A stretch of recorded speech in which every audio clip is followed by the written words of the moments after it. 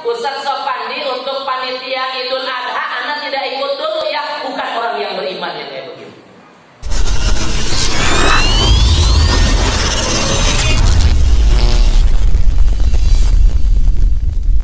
Alhamdulillah wa syukurillah, di pagi hari ini Allah bisa mempertemukan kita kembali. Mudah-mudahan para asatidz dan ustadzah tidak bosan dengan wajah ketua Dewan Pembina. Jadi Dewan Pembina itu masa baktinya ila yaumil qiyamah. Bagi tahu sih. Jadi ketua Dewan Pembina itu masa baktinya ila yaumil qiyamah.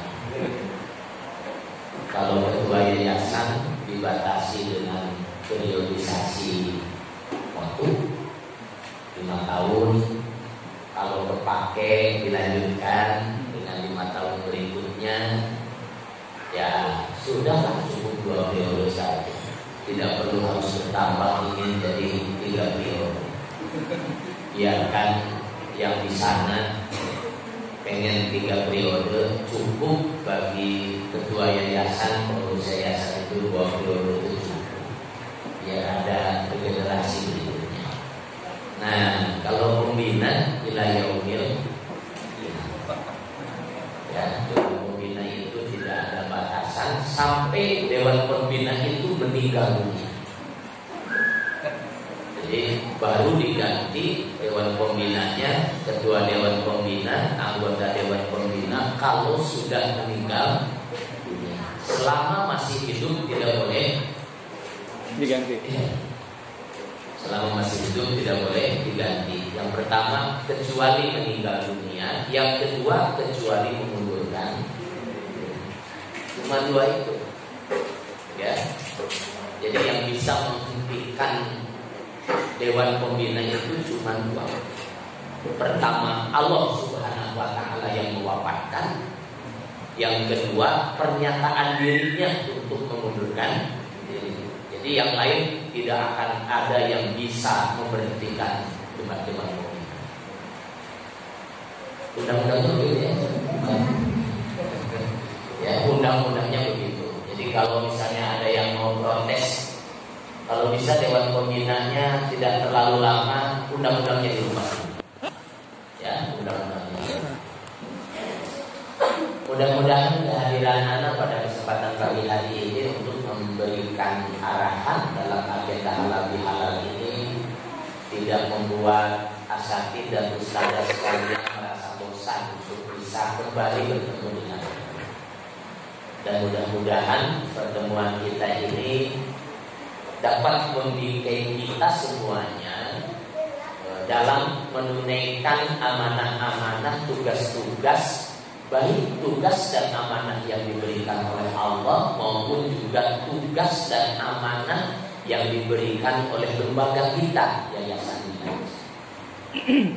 Tak lupa salawat beserta salam semoga Allah curahkan kepada qudwah hasanah kita Nabi besar Muhammad sallallahu alaihi wasallam, kepada keluarganya, para sahabat tabi'in, dan insyaallah mudah-mudahan kepada kita semuanya. Anak dari tadi itu agak ragu ya.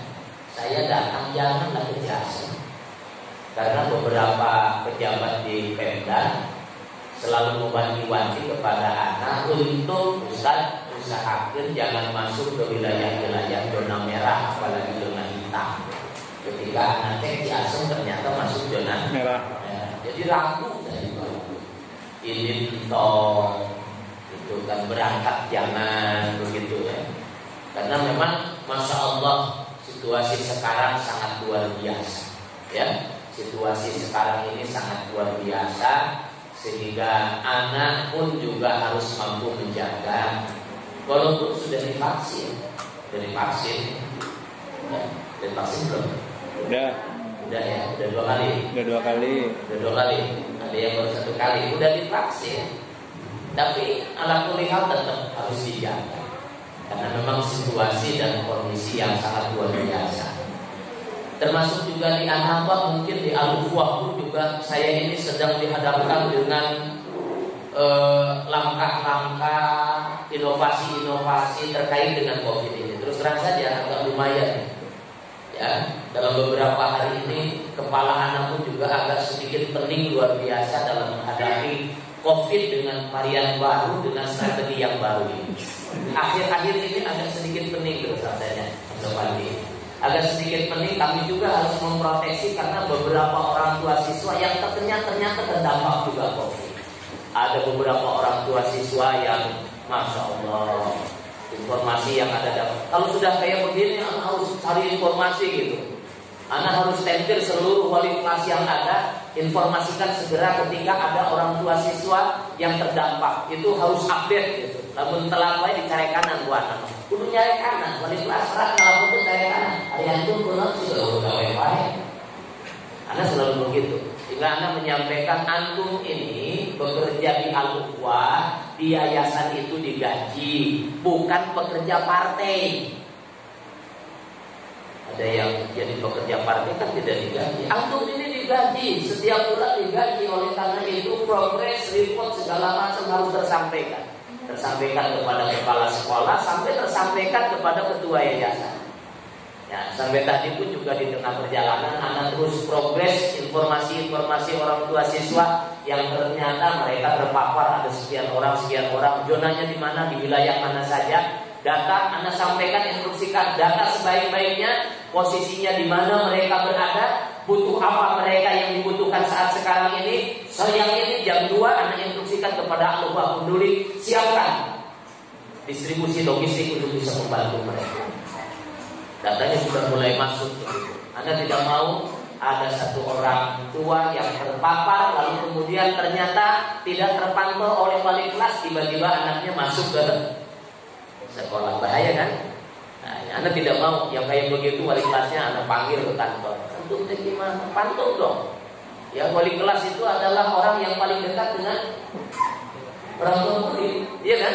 Wali kelas itu adalah orang yang paling dekat dengan orang tua murid. Komunikasi bangun, sehingga anak menyampaikan saya tidak mau lagi ada wali kelas yang tidak membangun komunikasi dengan orang tua siswanya. Bila perlu sedetil apapun urusan-urusan anaknya, urusan-urusan orang tuanya, wali kelas itu tahu. Sampai begitu anak. Tapi karena sebenarnya kudu apa? Sampai yang terbaru anak sampaikan, sampai yang terbaru. Usahakan wali kelas tahu kapan ulang tahun orang tua siswa. Jangan dianggap sepele. Ada yang kemudian jadi anak bahagia enggak tiba-tiba misalnya jam 12 malam orang tuanya sudah pergantian tahun dan begitu hari ini misalnya orang tua itu ulang tahun, tiba-tiba jam 12 malam dikirimkan dari wali kelas kepada orang tuanya yang ulang tahun, barakallahu fi umrik ya Umi, semoga Allah memberikan selalu kesehatan kepada Umi. Terima kasih atas segalanya. Bikin kalimat yang bagus, sampaikan ke orang tua. Senang gak orang tua? Oh, senang banget. Ya kan? Sampai-sampai ada orang tua yang mengatakan bahwa kok ustazah wali kelas anak saya tahu ya ulang tahun saya sampai jam 12 malam, atau kalau terlambat misalnya subuh dia kirimkan apa? Dia kirimkan selamat ulang tahun. Nggak perlu harus kirimkan apa? Kue nggak usah, cukup ucapan selamat saja. Ibu-ibu dan bapak-bapak yang berkata Allah Subhanahu wa Ta'ala sudah instruksikan, ini udah mulai masuk. Ternyata banyak juga besok tadi. Wah, astagfirullahaladzim, gitu ternyata. Orang tua siswa yang terdampak COVID di Al-Ukhwah, yang TK, yang SD, ada sekian keluarganya sudah meninggal dunia dan sebagainya. Ya Allah tadi. Cukup pening. Peningnya bukan apa-apa. Peningnya di tengah-tengah kita suasana COVID dan tidak normal sekolah. Ya, tidak normal sekolah, otomatis kalau tidak normal sekolah, orang tua pun juga agak sedikit enggan untuk bayar SPP. Sama. Di tengah-tengah kita pandemi, kemudian orang tua siswa pun juga ada hambatan-hambatan pembayaran. Tapi kita tetap harus membantu orang tua siswa yang terpapar. Siapa lagi yang akan membantu mereka? Orang sudah tidak Di salah satu daerah itu kan ada namanya Kiliang, itu orang sudah mulai tidak ada yang bisa masuk ke situ karena khawatir yang dari dalam nggak bisa keluar, yang dari luar nggak bisa masuk. Akhirnya kemudian masalahnya muncul. Jika minta bantuan, sampein ke Pak Kiai, barangkali aku ada bantuan, anak bilang siap, saya akan siapkan bantuan untuk mereka. Nanti tim kan gitu, ada yang siap untuk masuk, jika memang ada rempot gitu. Yang kemarin juga alhamdulillah beberapa orang tua siswa yang kena COVID, ya Bismillah, ayo dipimpin ketua yayasan mah. Ayo siap ketua yayasan paling depan untuk bisa masuk ke orang tua siswa yang terpapar COVID, keluarganya yang terpapar COVID. Kalau bukan kita, siapa lagi yang akan membantu mereka? Nuturkan saja. Dulu dipimpin tuh ketua yayasan. Sampai saat ini ternyata Allah jaga gitu. Ya, Allah jaga, masuk, ngobrol, masih support, ngasih makanan, sembako Anda kasih. Tidak lama setelah itu pamit, bukan karena saya tidak mau lama-lama, tapi juga saya harus mencari yang lain, saya harus datang ke tempat yang lain. Alhamdulillah biqadarullah, walaupun agak deg-degan juga. Ada deg-degan. Ya, sedang diana. Siapa yang akan ikut untuk mendistribusikan sekarang siang ini atau sore untuk dibagikan? Belum ada yang list datanya dari guru-guru, belum ada yang sanggup untuk list. Anak siap biasanya. Kalau makan-makan kan anak siap. Kalau makan-makan gitu kan. Ketika anak list, siapa di antara antum yang siap untuk berangkat ke membantu orang tua murid yang terpapar COVID hari ini? Belum ada listnya. Kayaknya nunggu kiai. Kalau kiai sudah di awal, biasanya kan harus selalu pertama, ya. Kiai baru berebet di belakangnya. Gitu. Jadi memang harus dipimpin oleh ketua yayasan. Ya, harus dipimpin oleh ketua yayasan. Wallahu a'lam bishawab. Pada intinya para asatidz dan saudara sekalian, tentu Anda pun juga sedang dihadapkan dengan kondisi-kondisi. Ya. Anda pun juga sedang dihadapkan dengan kondisi-kondisi itu. Bagi kita, anak yang selalu memberikan wanti-wanti kepada siapapun terkait dengan COVID, apapun yang terjadi, wasatiasa dulu. Prinsip kita ini adalah moderat, berada pada posisi tengah, dalam pengertian bahwa terlalu khawatir jangan, terlalu menyepelekan juga jangan, biasa aja. Terlalu khawatir lalu kemudian menimbulkan kekhawatiran yang berlebih, lalu kemudian imunitas kita menjadi menurun, kena mati. Terlalu khawatir. Dan menganggap sepele pun juga nggak boleh. Oh, mau sampai ada orang mengatakan mana COVID dilakukan siapa air? Ayah itu mana terlalu berlebihan. Jangan. Artinya ketika kita masuk ke wilayah-wilayah itu, punten ustaz-ustaz sekalian, asatidz sekalian, pakai masker lah, cuci tangan yang ini, hati-hati. Ya, hati-hati. Khawatir juga jangan. Sampai-sampai kekhawatiran pun juga mengganggu aktivitas kita, jangan juga. Ya, jangan juga. Nah, ini yang harus menjadi pegangan buat kita semua. Baik, asatidz dan ustadzah yang dirahmati Allah Subhanahu wa taala. Alhamdulillah Ramadan tahun ini sudah kita lalui bersama-sama. Ya. Alhamdulillah Ramadan tahun ini sudah kita lalui bersama-sama dan mudah-mudahan Ramadan tahun ini bukan hanya sekedar dapat membingkai pribadi-pribadi kita menjadi orang-orang yang bertakwa, tetapi mudah-mudahan juga Ramadan kali ini dapat membingkai lembaga kita, ya, membingkai masyarakat kita menjadi lembaga dan masyarakat yang bertakwa kepada Allah Subhanahu wa taala. Dan kata Rasulullah SAW, apabila seorang hamba dia melaksanakan ibadah puasa 1 bulan penuh pada bulan Ramadan, maka begitu dia menginjak 1 Syawal, maka dia itu sudah fitrah, sudah bersih, kama waladathu ummuh, sebagaimana dia terlahir dari rahim ibunya. Jadi kalau kita sudah Ramadan, 1 bulan Ramadan, begitu masuk Syawal, maka kata Rasulullah SAW itu dia sudah suci kembali, bersih kembali. Ya, suci kembali, sucinya orang yang melaksanakan ibadah puasa dengan penuh kesungguhan, dengan memperbanyak amal-amal yang lain, maka dia dalam kondisi suci, bagaikan sucinya itu bagaikan bayi yang terlahir dari rahim ibu. Itu yang disampaikan oleh Rasulullah SAW. Ya. Masalah berikutnya, ikhwan dan akhwat yang dirahmati oleh Allah Subhanahu wa taala, ketika kita sudah menginjak bulan Syawalnya udah selesai. Memang halal bihalnya terlambat. Kebiasaan kita kan selalu terlambat. Yang dikhawatirkan itu nanti saking kebiasaan terlambat jadi ibadah puasa pun juga bulan Syawal. Ya. Idul Fitri bulan Dzulqa'dah. Ya. Tidak ada masalah bagi kita karena keterlambatan itu. Ketika kita masuk bulan Syawal, kita sudah dalam kondisi suci, dalam kondisi bersih. Maka yang harus dilakukan oleh kita tidak boleh berhenti dalam beramal. Ya.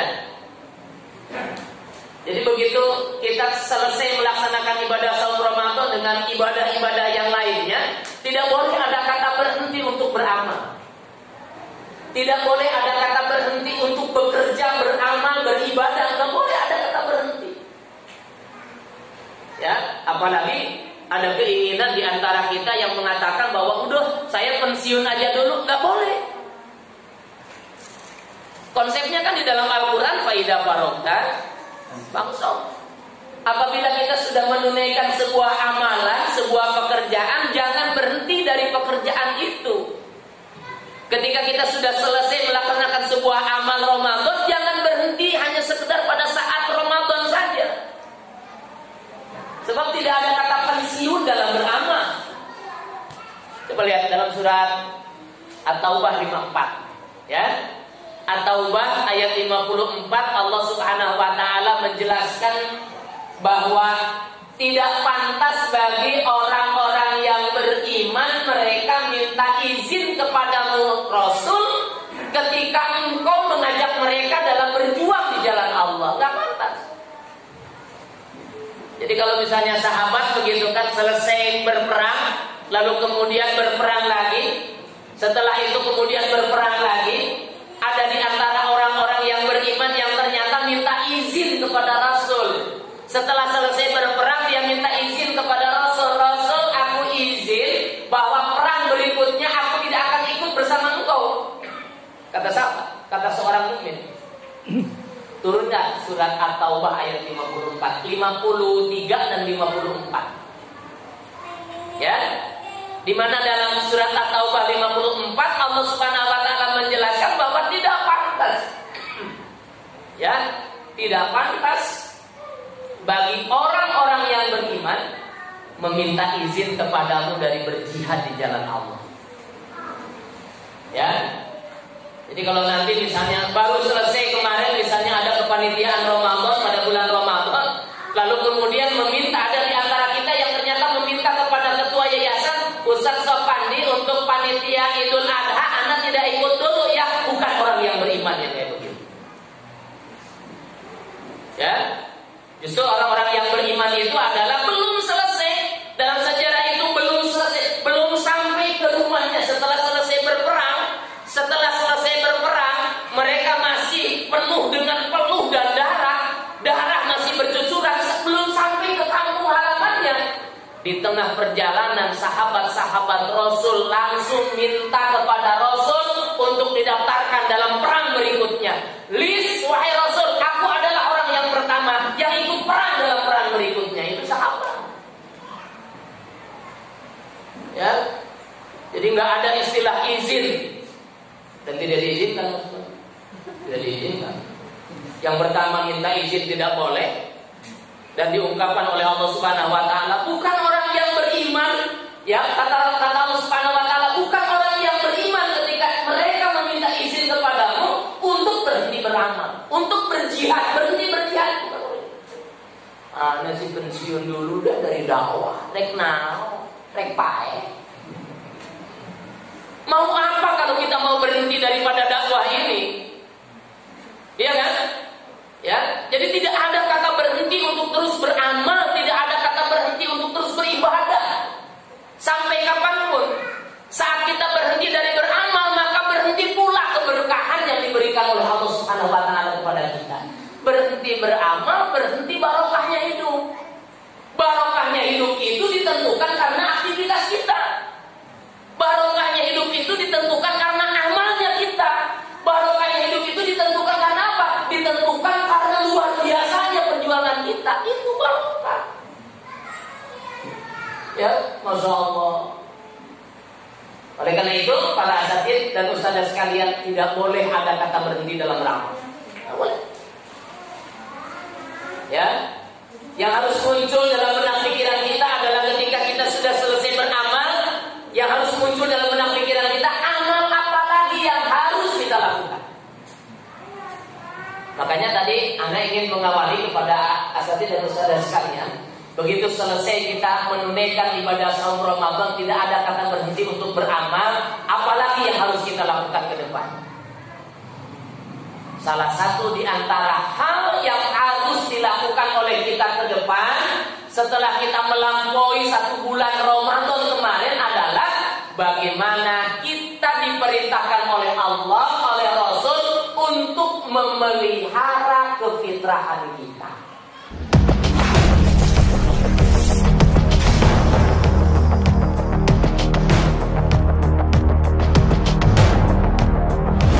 Tugas menjaga kefitrahan kita dalam situasi dan kondisi apapun itu bukan tugas sederhana. Di situ ada tantangan yang sangat luar biasa, di situ ada ujian yang sangat luar biasa yang akan menentukan apa